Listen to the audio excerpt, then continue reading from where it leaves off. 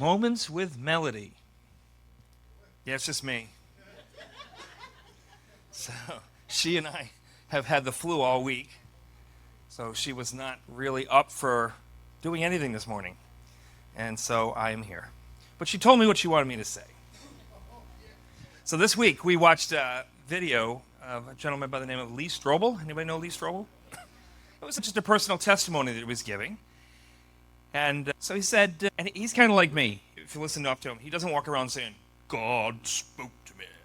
He doesn't walk around saying that. He does a lot of things, believes that he's being led by the Spirit, but he doesn't just use that phraseology. But he does say that on this particular day in his life, it was the week before Easter, God spoke to him and said, you need to go to such and such an office of such and such a person, and you need to invite them to Easter service this Sunday.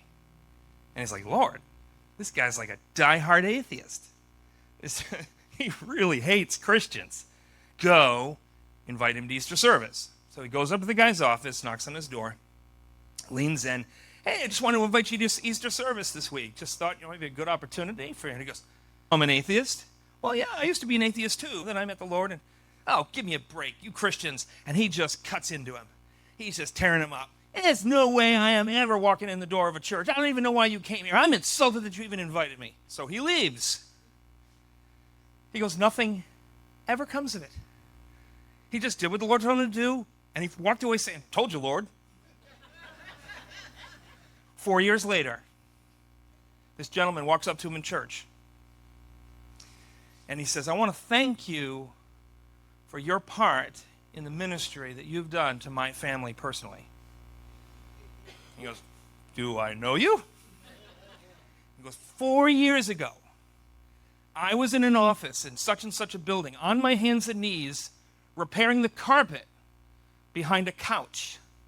And you came into this guy's office, and you invited him to church. And boy, was he rude to you. But I sat there on my hands and knees, and I said, that's what I need.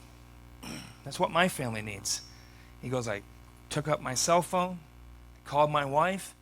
He said, we're going to such and such a church this Sunday for Easter. He goes, we came, I got saved, my wife got saved, our teenage son got saved, our entire life changed. Who knows? It's not always the person standing in front of you, but sometimes the unintended consequences of obedience. And you may never find out, but it sure is a blessing when we do find out. If you like what you're hearing today, please subscribe below, and don't forget to share it on as many platforms as you can, and tell your friends to watch. Thank you.